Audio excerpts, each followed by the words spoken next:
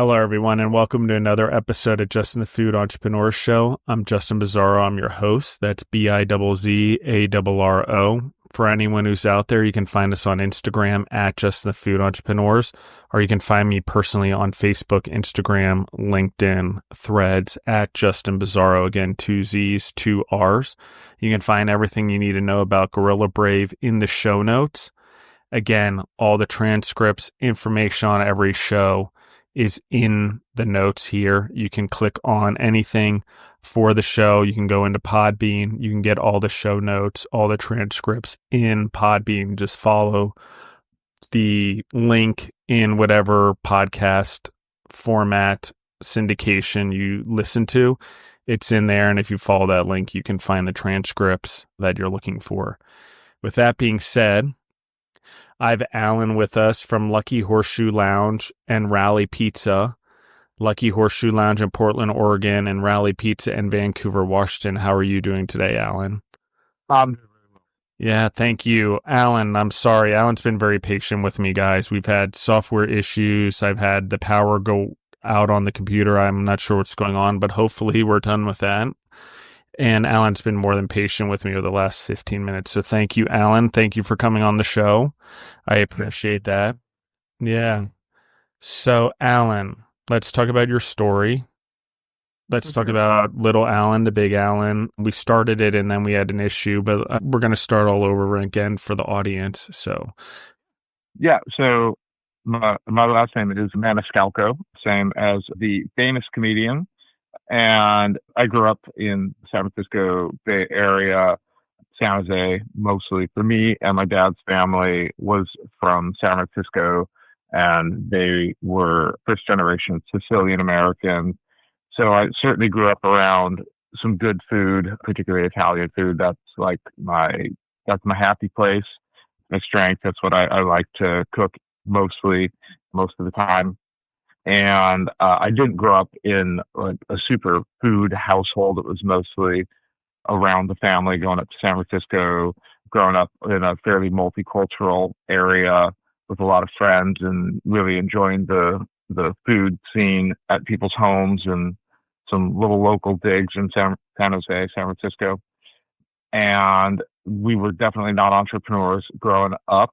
So this is something that I kind of got into more as I started to move into adulthood. I'd say my earliest food kind of bugs were throwing dinner parties in college where we were doing a Monday night kind of rotating feast. And I did one and everybody really liked it. And I was very surprised and kind of got into the groove there and started to be interested in cooking food professionally. And so once I left college, I was up in Portland in the early 90s when it was just cheap and weird and fun. And I took a job in a bakery of all places and started to learn to bake and work with some really good people who kind of put me on a path to doing things the right way. And so the next opportunity I got was in Arizona, in Scottsdale, doing what would have been the first artisan style bakery in Arizona at the time, and tutored under a really solid baker and really enjoyed that. And from there started to meet some people. One of the guys I met was a longtime Michigander from Detroit, and he had moved up to northern Michigan. And he was from a serious food family. He was married into the Waters family of Chez Panisse fame. And he wanted to open a little bakery in this small town in northern Michigan that he lived in. So he asked me to help him put it together. And I did that, then traveled and moved around and got interested in pizza, food, and the whole bit while I was traveling. I was back in the Bay Area, living in San Francisco, working in Palo Alto, which is where I met my wife and business partner, Sean Wickham. And we were working at this lovely restaurant in Palo Alto. And then I got an offer from this guy in Michigan that I had helped open a bakery, that he wanted to do a second location kind of between Ann Arbor and Detroit. And he offered me a partnership, which would have been my first foray into entrepreneurship. And so I moved out there with Sean, and we were in Michigan for a good 5 years. We were doing that gig, which was Stonehouse Bread. It is still, the original is still alive up in Traverse City, Michigan. And the little location that we opened closed after a couple of years, but we had a really good run while we were doing it. In the meantime, I had helped a couple of people open an artisan community supported bakery in Detroit. It was called Avalon International Bread. Still there, still chugging along in the much more revamped Detroit, and went back and worked with the two of them, Jackie Victor and Ann Peralt, and we helped them kind of move and expand. In the meantime, Sean and I had a daughter, Sage, and after about 5 years of Michigan, we decided to move to slightly warmer, sunnier West Coast climate, and we moved to Portland, where we have been since 2003. And while we were there, I hooked up with a guy who is somewhat famous in his own right out here in the Northwest, Ken Forkish, at his bakery, Ken's Artisan Bakery. And he and I got along really well. And we opened a pizza place together called Ken's Artisan Pizza, where I was the chef co-owner and put together the menu and the food. We had just a really successful business. It's still trucking along under new ownership, same name. And then after, a good 8-10 years helming both of his places for a while, Sean and I decided to step out on our own. And we decided that we no longer wanted the hustle bustle competition Portland, and we thought that would be a great idea to move up to the suburbs, at least our business to the suburbs, and open more of a suburban style restaurant. Found a partner and moved into Vancouver, Washington, which is just across the river from Portland, and it's definitely a bedroom community. And we opened Rally Pizza. So this was more of a larger sit-down, full bar dining pizza, somewhere between Neapolitan and New York style pies. And we had a really good run for about 6.5 years, made it through the pandemic, came out the other side. And after about 6.5 years, my partner wanted to just divest his restaurant holdings. And so we had a amicable split, got to keep the name. And so we are now onto our next journey, where we opened what we had wanted to do for a long time, which was a bar. And we're definitely like more suited to late nights than early mornings. And so we bought an existing business called the Lucky Horseshoe Lounge in this funky little neighborhood in Portland on Clinton Street, Southeast Clinton Street, right next to this historic theater called the Clinton Street Theater. Just lovely little, 950 square foot spot with a pretty sizable kitchen, 35 seats inside, about the same outside. And we've been doing that for almost 2 years now, and it has just been going great, and we're really enjoying that. And in the meantime, after closing Rally Pizza, we promptly opened a permanent pop-up of Rally Pizza inside a brewery up in Vancouver, a little working class neighborhood brewery called Victor 23 that makes some really good beers.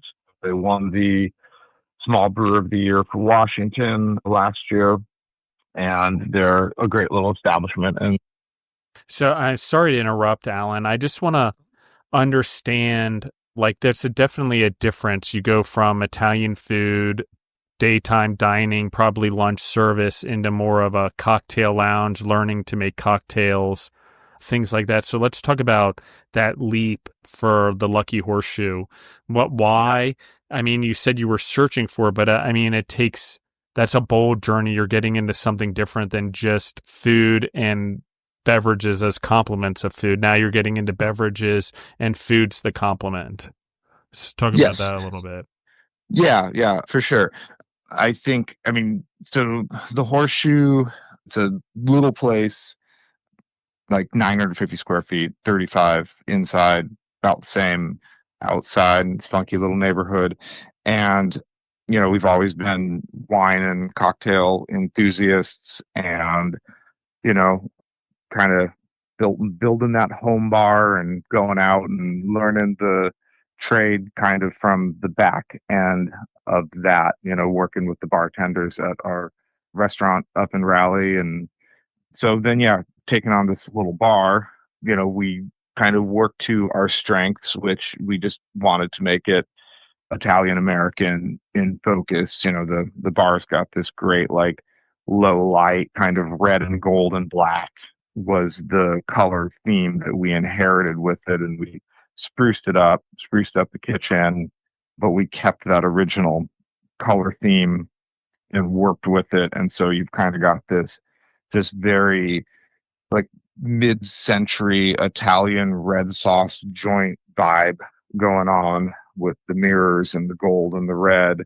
And, we certainly had a lot of those places in San Francisco growing up. And there were a few left when my wife and I were living there together in San Francisco. And so that's the vibe that we're going for with the Horseshoe, is just that very, like, just mellow, low key Italian American feel. And so the cocktails are all kind of inspired by that. We have a list of like $10 classics and then some house cocktails. And we tend to try to work an Italian ingredient into just about everything. So a lot of Amaros, a lot of bitter reds, a lot of the flavored vermouths, a lot of Cokie products. And so the cocktails all kind of go with that.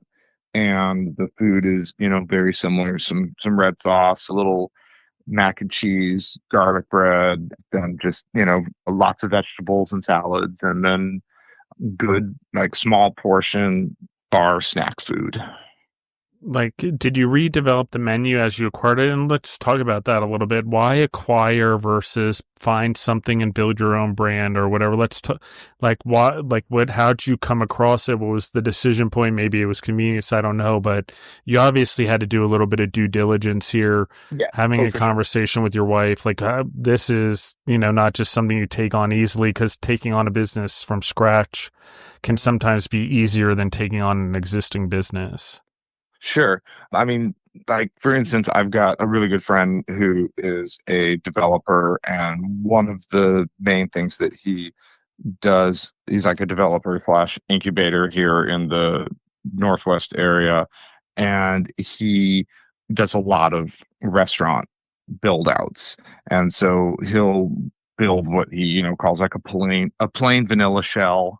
And, they has all the stub outs and has all the things you need to do to come in and put together a restaurant. Like a plug and And play model, right? yeah, exactly. But at the same time, the entrepreneur, the owner, is responsible for just putting all the equipment in and all the build out. And that's where things just get really expensive really fast. And so we did the math, and we're just like, if we can buy an existing business, then that is going to actually be more economical.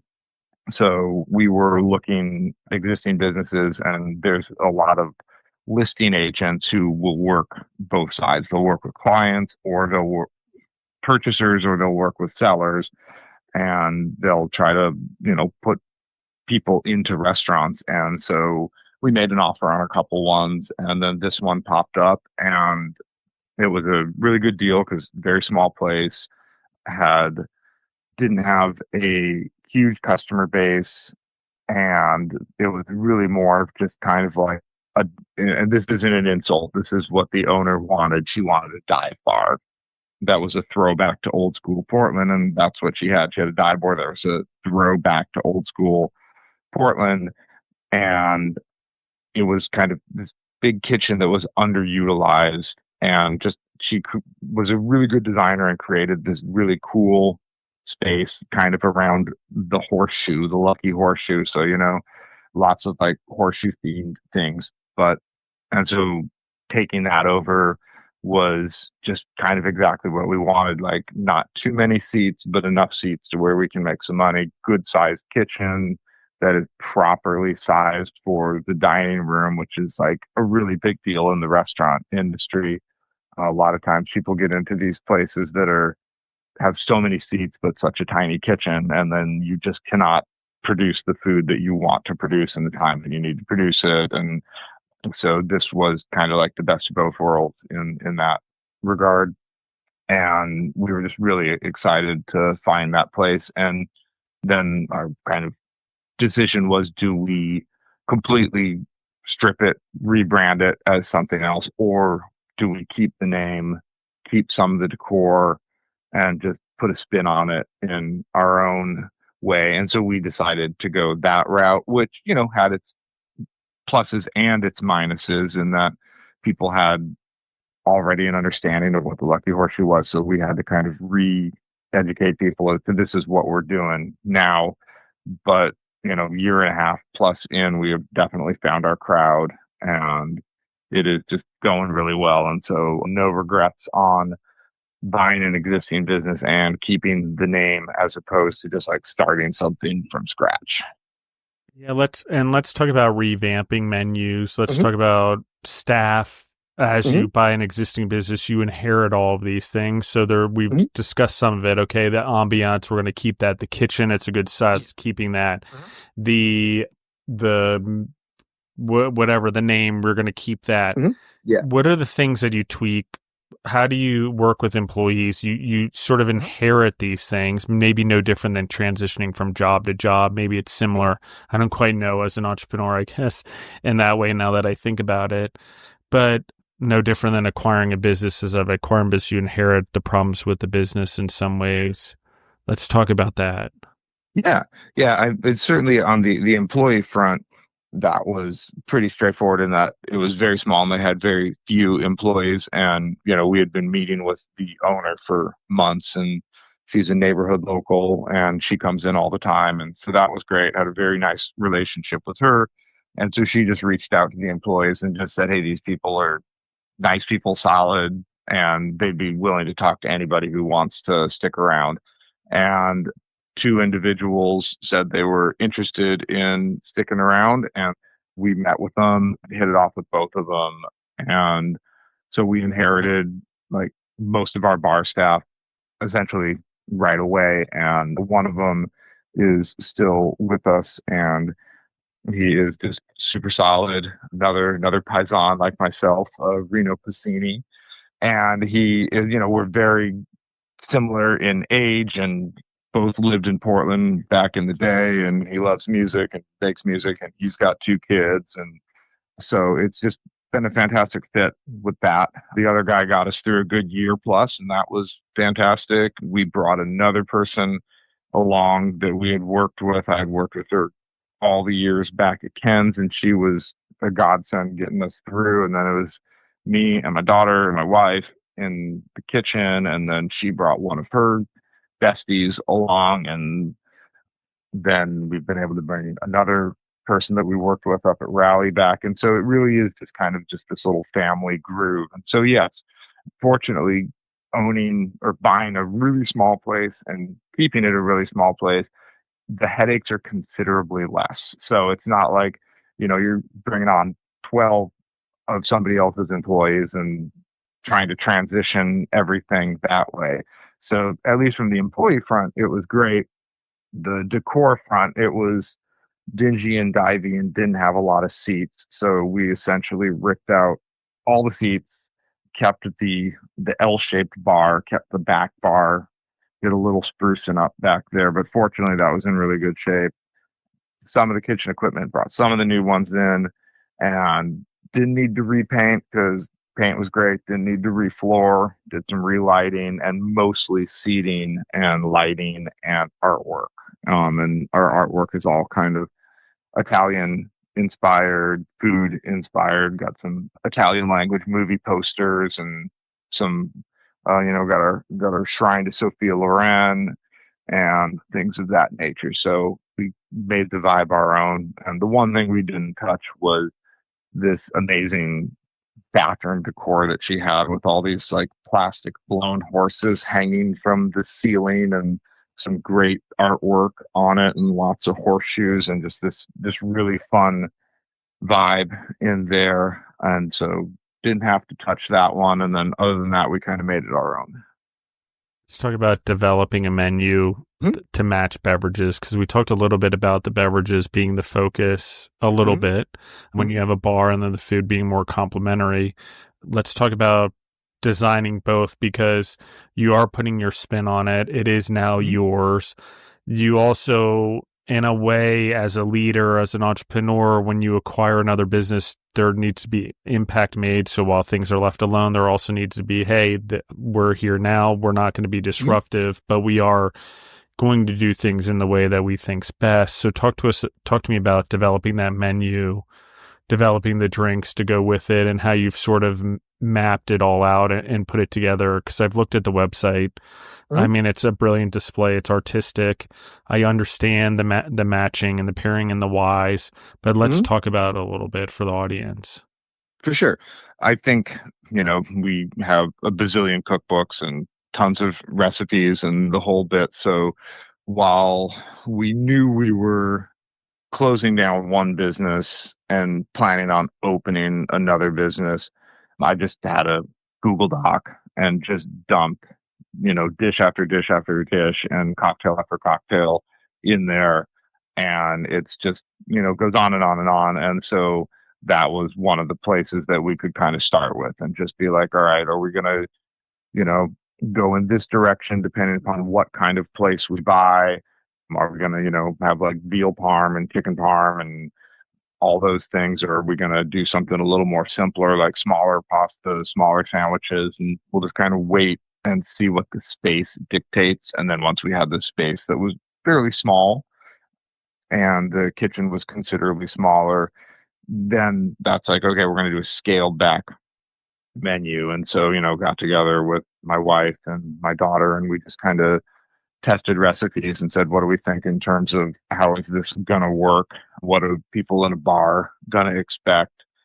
And so, it was some things like, okay, well, we need meatball parm.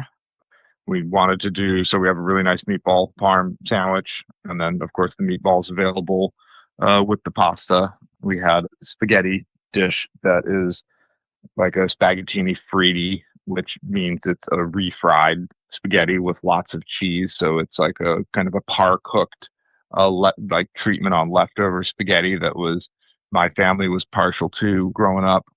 And then, the cacio e pepe mac and cheese was just another, just like quality, just like good bar food.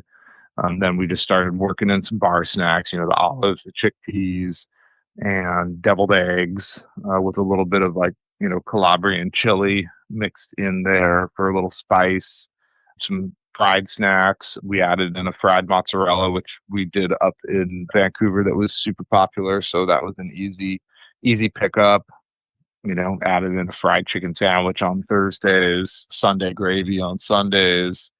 And so, yeah, it was just kind of just like trying to keep the price points about $14-15 and under, food that people can snack on, or they can do like multi-course. They can do, triple course meal if they want.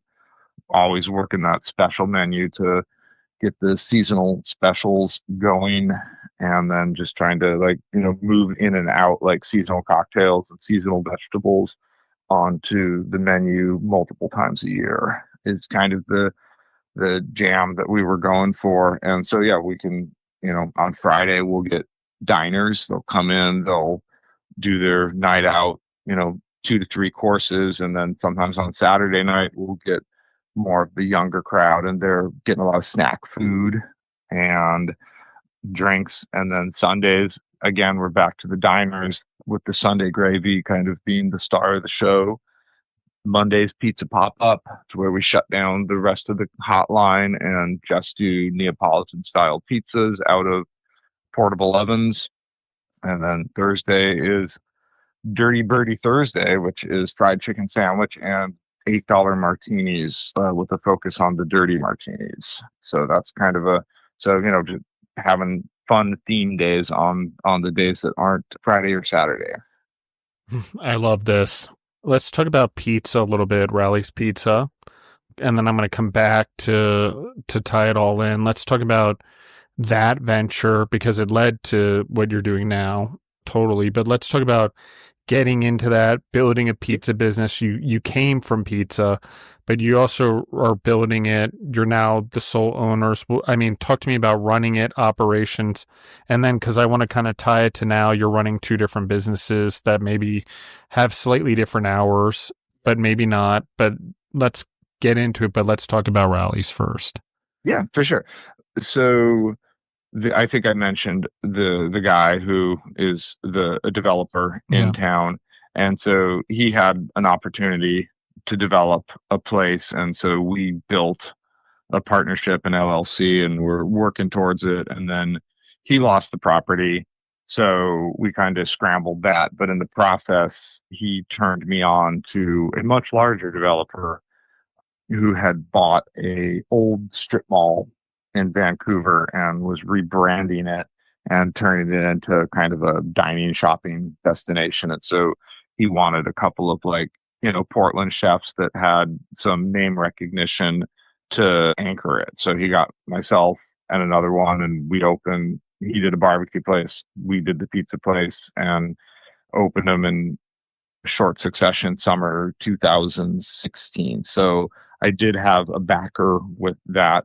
He was completely hands-off partner, just strictly the money end of it, and just the meeting and making sure everything was running smoothly. But the day-to-day operations, that was just like my wife and I. And it was a considerably bigger place than I had done in the past. So it was like 2,500 square feet, 80 inside, plus some more outside, full bar, full menu, beyond pizza. And yeah, it was a sizable operation, good 20 plus employees running at most times. And it, went okay for a while. And then the pandemic hit, and we kind of hit the groove because we already had our takeout. And that was actually, as difficult as that was our most successful time, because we were essentially just doing like loads of takeout business, and we had just a really good following and a lot of really dedicated people, and that went pretty well. And then coming back after shutdown was definitely a little more difficult, as people were just trying to figure out what to do with their lives and how they were going to spend their money and the whole bit. And yeah, definitely the transition there was a little bumpier. But leave it to Italians to create a food that'll last the fall of empires, right? Right. Exactly. Yeah. Anyway, go on. Yeah, and we always said like pizza's recession proof. You can always downsize, you can always get pizza. And so yeah, I mean, we've always tried to keep our price points in a spot where we're not discount food, but we're also not like a luxury item. And so yeah, it was a really positive 6.5 years. But I think where we are now, just running two smaller businesses with two smaller staffs that have less pressure than the one larger place, is much more fulfilling for us and just much less stressful. We're actually really enjoying what we're doing for a living at this point in our lives, which is a nice thing to say. Love it. The pizza business is an interesting business, and it's different than the bar business. So we're talking about a transition here. We're talking about maybe taking a different part of your background. Maybe you stack skills along life for both of these. periods, maybe to get through COVID with pizza, maybe to take over existing business, revamp it. Let's sort of talk about that, stacking skills throughout your life, things, maybe mentors, coaches that sort of have led to your ability to sort of take on both these projects and then run both these projects, because we can talk about the complexities there as well. Sure. Yeah, I mean, I think that just from like I mentioned, just briefly those early days in Portland baking, and I think like the first big lesson was I worked with this guy who was pastry chef, cake decorator, and former culinary instructor, and he gave me the first lesson, which is you can do things the right way or you can do things the shortcut way. And so he kind of showed me just like the benefit of doing things scratch and doing things with just like the proper method, and how important doing everything you can from the most basic ingredients and following the steps properly and using the proper method yields the best product. And that was the first one that I learned, and I'm really grateful for him for that. And then the next person I learned from was again a bread baker who same thing, just like very diligent, did amazing product, and just big believer in process. That just kept moving to person to person to person who would see those skills in me and wanted to utilize them and was willing to share their vision with me as well, and also just have a good time doing it.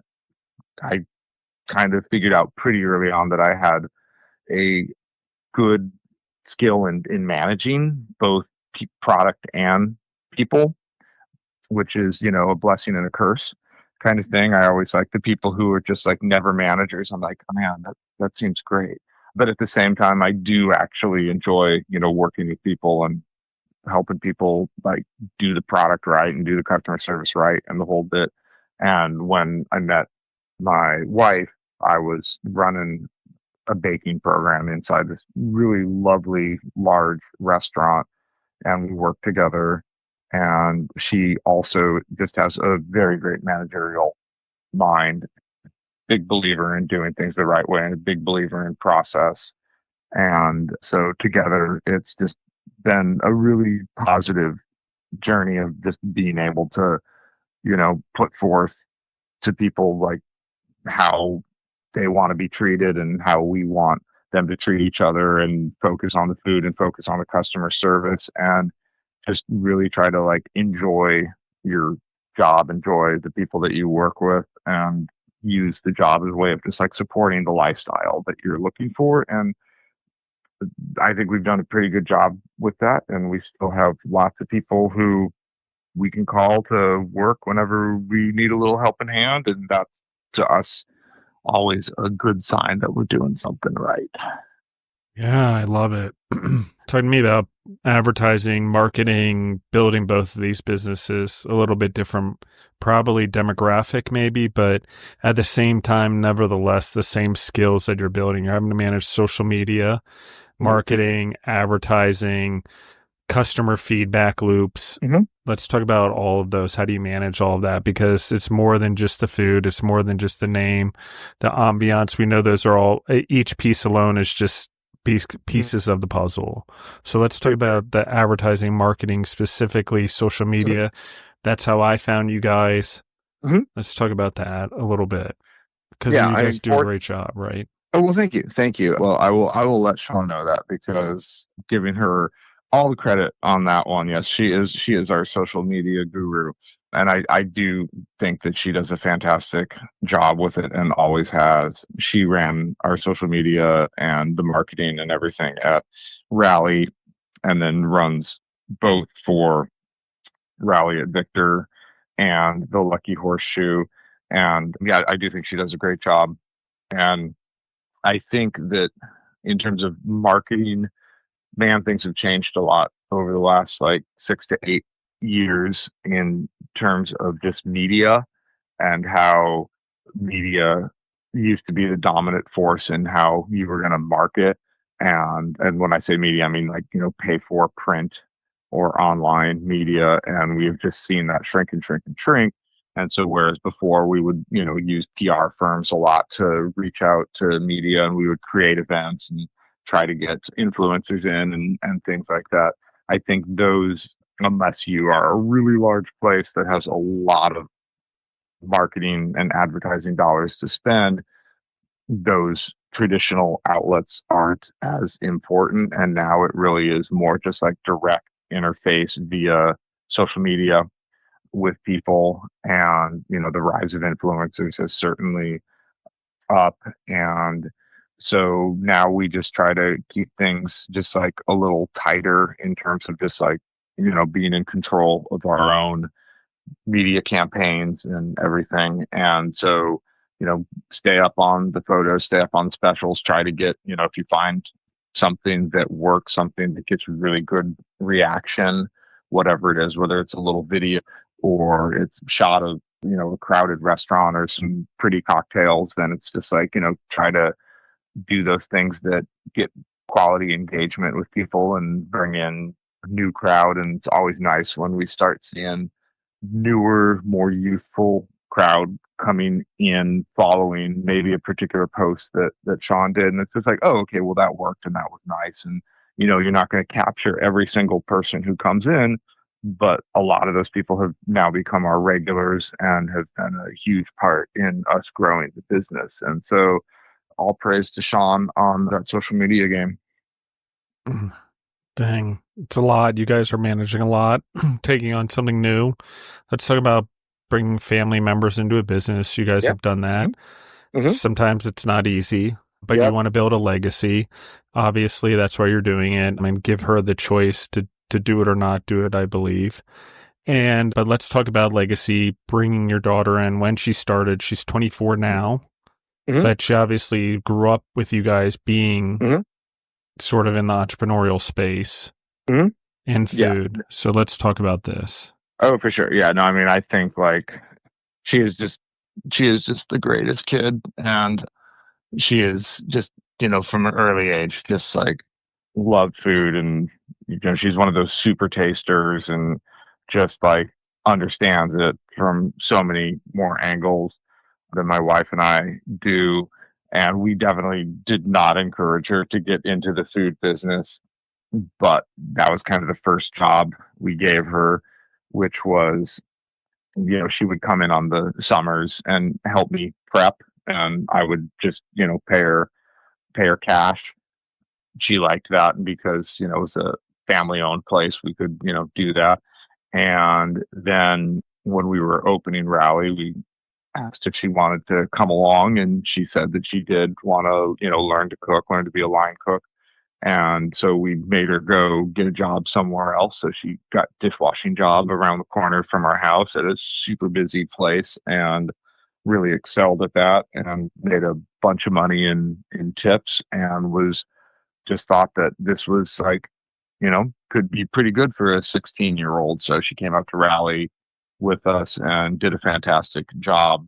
And the point was for her, to still go to college and to not do anything that she didn't want to do.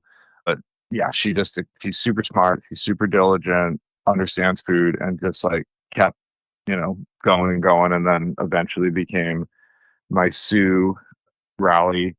And we work really well together, develop menus together, develop systems together. She finished college, has a degree in film, made some films, student films, and really enjoyed it. But at the same time, wants to keep cooking, wanted to keep cooking. And so when we were opening a business, she said, come along 6 months and help you get open, and then decide what else I want to do. And here it is, almost 2 years later, and she is just, the rock that holds the kitchen together. And she's making good money and has a good lifestyle and gets to travel and hang out with her friends and do what she wants to do. And we have a great working relationship, and we don't put a lot of pressure on the future. And just like, as long as she's happy and doing what she wants to do, then great. And if she wants to keep trucking with us, super. If she wants to move somewhere else, that's great too. And if she wants to change professions, we support her in all means, and we're just super happy to have her skills and personality with us, like, 4 days a week. I love it. Let's talk about running both at the same time, managing it. Are you running back and forth? What does that look like? Training a team that can run both without you guys there. What does that look like? Because you're training core values in your businesses. You're a leader. You're also creating leaders within your business so they lead through every crisis. I think in the food business, that's one of the things, in hospitality in general, every position that faces a customer or then has impact on a customer. Okay. Every position is a leadership position, essentially, even if it's cooking fries and you're not leading anyone, you're still leading something tangible that matters in the end of the customer. So let's talk about building those teams, creating leaders in your business. Yeah, for sure. I mean, I will say we knew that Sean and I knew that the Horseshoe was going to be, that was going to be our job. That's where we were going to draw our paycheck from, and that was going to be our focus. And so we were already moving towards buying that when the pizza pop-up just literally dropped into our lap, and the owner of the brew pub said he wanted to transition from the kitchen that he had to pizza, and would we help him get it open, and if we wanted to take over it, he would be super happy to do that. And so we reached out to one of our guys who had worked with us at Rally and then had taken a promotion at another Vancouver restaurant. And so we reached out to him and offered him a partnership, kind of a very similar partnership to what I was offered in my younger days, where we would put up the money and he would put up the labor, and we would support him on the back end, and he would get cut of the business, both the profits but also ownership. And if we wouldn't have had somebody like that, we wouldn't have done it, because we just knew we would be spread too thin to try to run a 6 to 7 day operation across the river in somebody else's brew pub and our 5 day a week bar. And unfortunately, this guy, Alex McCormick, is just like, lifelong Southwest Washington guy, loves cooking, loves living there, has his great friend support group, and he did a great job. And fortunately, we had just a lot of amazing people at Rally when we closed, so we were just able to reach out, and most of his staff has come from there, including a couple of youngsters who we hired on as dishwashers in high school and have turned into like line cooks and are going to school to learn various trades and are just doing a fantastic job for us. And they love Alex and they love Sean and myself. And it's just like this great crew that all just grew out of this real positive environment that we had created at the larger restaurant, and just carried over into this much smaller, much more focused little pizza joint out of the brew pub. And again, all thanks to Alex and our wonderful crew who just keep that place locked down and just do a fantastic job. And we just get to focus on events and product and growing the brand and growing the business. And it's worked out really nicely for us, and we appreciate the owners and the brewers and the managers up at the pub. And we appreciate our staff a lot for just keeping it going and doing a great job. The creativity, that piece in particular that we're talking about, that's I think at the, Lucky Horseshoe, one of the things of switching things up every night except for Friday, Saturday, I think you said, or maybe it was Saturday, Sunday, I can't remember. But exactly. But either way, the creativity, the being able to do different drinks, different menu items, that's different than the pizza, I would say, somewhat, right? You're not creating new pizzas or items, or, well, you're just running the business more day to day and trying to attract growing number of people to the business. In this scenario, there's a lot more creativity for you. to express yourself, to express your skills. Let's talk Mhm. about that a little bit. What does that mean to you? Is that something that you're finding a lot of growth in, or something that was missing before? Yeah, no, I always have enjoyed that aspect of being able to, new and experiment, still have the core products that, we do all the time.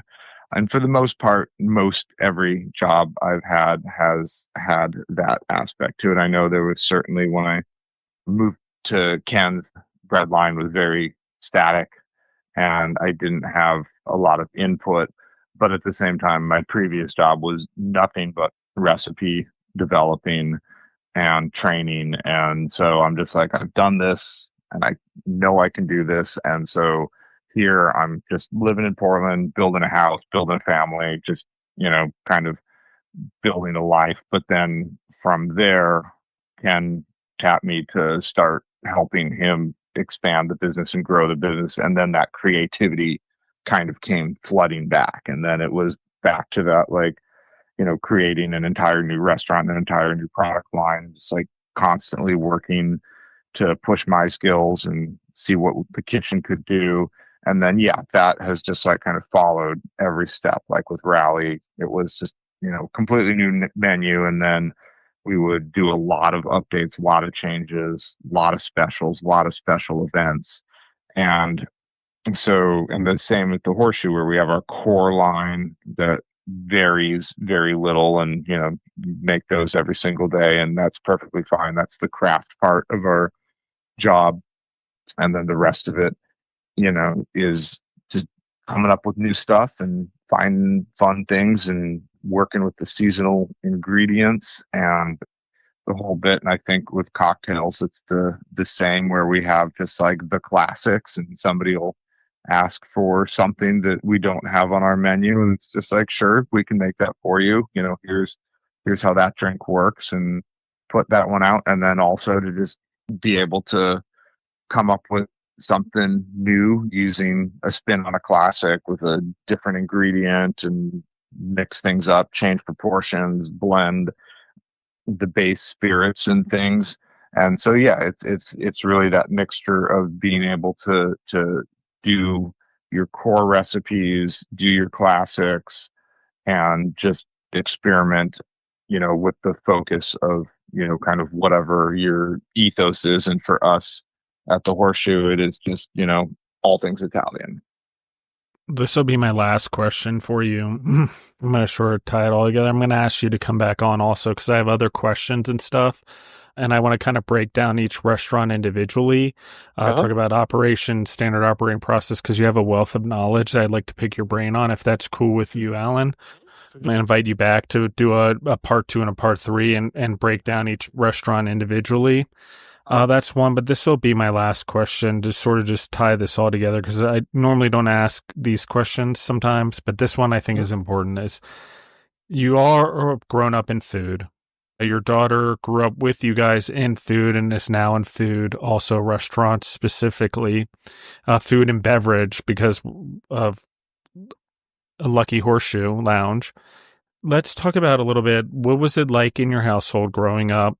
Food, because when you're in the food game, I think food at home sometimes means a little something different. The breaking of bread, that family time together, the experimentation, the creativity we just talked about. There is a lot more in the home, I think, sometimes when there is the culinary bug or seed in one. Maybe it's in a restaurant setting. And yes, there are plenty of people that have found success in their homes doing social media or videos or cookbooks or whatever that I'm talking about, the same seed. But let's talk about this. What was it like growing up? You guys are all in culinary, also with your daughter involved. What did it look like breaking bread? Yeah, no, it's funny. I think my wife and I both had similar experiences in that a lot of the food in our household just wasn't exciting. It wasn't great. And this is not to Me rip too, on man. like my And I grew up in the mother-in-law food who business. My parents I were in the know, food man. I business. I'm know. just, oh gosh. And Okay, it's go like, on. yeah, no, I mean, like my mom had about 5 or 6 good recipes basically like slow braised meat. She was good with slow braised meat. And this isn't a rip on her, love her, but like roasting a chicken, like Same. I just had to, in high school, I had to just be like, we're done with chicken. And she's like, I thought you liked chicken. I'm like, no, I like chicken when we go out to eat, just not, no more, no, you know. And so, like, in my adulthood, I'm like, all right, how does one properly roast a chicken? Kind of thing. And that was the first thing Sean taught Sage, was just like, this is how you properly roast a chicken, kind of thing, after we taught her how to make eggs and, grilled cheese and stuff like that. But yeah, it just, neither of us were good. It just happened that I grew up in the Bay Area where good food was just everywhere, just ubiquitous, and could just like, and then we had family members who were amazing cooks, and we had just like, I could tell you like the top 5 things I ever ate, like growing up, kind of thing, and they just weren't at my house. And so I kind of, looking back at that time, I think that, yeah, I was a picky eater, didn't have a huge adventurous palate, but at the same time, I thought about food and the issues surrounding food like way more than normal people. My best friend would come over and he would eat like bread and mustard on a plate. And I would just stare at him and just be like, I don't know what you're doing. And to me, it was like I always wanted to eat something good, regardless what it was or where it came from. And so once I got out into the wider world, moved up to San Francisco, moved up to Portland, it was just, that was where my money would be spent, like travel and food. And so we got an appreciation of it. Sitting around the table was about where our family performed best. Like, if we could have a really good meal and just be able to hang around a table for like an hour and a half and swap stories and laugh and goof around, those were some of the best memories in my household. And I think Sean had the same thing, and she had that a lot, especially with her grandparents. And so that's what drew her to the culinary world. And I think that was probably a lot that drew me to the culinary world too, was just that social aspect and overwhelming desire to share good food with people. Amazing. Anything in your heart, Alan, that I didn't cover today? Maybe something you wanted to talk about coming on the show, or anything that we covered that maybe you want to expand upon? I want to give you some time to just do that before we close things up. Oh, yeah, for sure. I mean, I think that there you had a question in there, kind of just like 3 core values. Yeah, And so, absolutely. and that one is something that, I mean, this is going to sound like just like really simple, but I think this is applicable not just across the food business, but whatever. Like, if somebody's looking to build a business, the core values for us are product, staff, and customers, and or patrons, or whatever they happen to be. And so we tend to put and it really is just like, a triangle, and you want to say like, this is the most important thing, but it's really like product gives you the focus. You say, this is the product that we want to do, this is what it wants to look like. And I think like you have to have the idea in your head, the ideal of what your product is going to be. It has to evolve with marketing, but if you don't know what you want to make and why you want to make it, success is going to be really hard for you. And so then when you start bringing staff on, and you let them know that, like, if your dedication to the product is the same as our dedication to the product, then everything's going to be great, because we are going to take care of you. We're going to make sure that you are as happy in your job as you possibly can be. We're going to make sure you get paid on time. That is one of the biggest entrepreneurial challenges, is that you can ask a lot of your employees, but you have to pay them on time. And so we make sure that, like, above all else, are we get people the most basic things taken care of with them: time off, pay, healthcare, all the things that they need. We do our best to make sure that happens. And then it all has to get into the customer's hands in a way that makes them feel appreciated, makes them feel welcome, makes them come back. And as long as those customers understand what it is we're doing with our product and how we treat our staff, then they become our favorite customers. We're not necessarily believers in the customer is always right. We want people to appreciate what we do, and we want people to appreciate our staff. And if they can do that, then those are the people that we're going to take care of. And so I think all those three things together are definitely just like our focus, and we just try to like practice and live that every single day.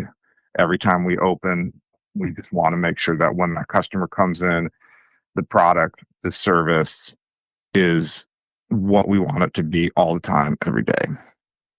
Amazing. Where can they find you guys online, social media, both places, physical addresses, websites, all the good stuff? For sure. So it is our Instagram is always the best place to be, which is Rally Pizza is our Instagram, and our Horseshoe is Lucky Horseshoe Portland. There is a Lucky Horseshoe in Chicago that got there first, but if you see them, they're very different. So their website's a hoot, but they are not us. So we are Lucky Horseshoe Portland. Yes, I came across them when I was doing the research. Yeah. I'll let your listeners. My mouth hit the ground at first. I'm like, how did I miss that? I've got to be doing something wrong here in my search. Let me relook at this. Yes, the Portland's key, but they are hilarious.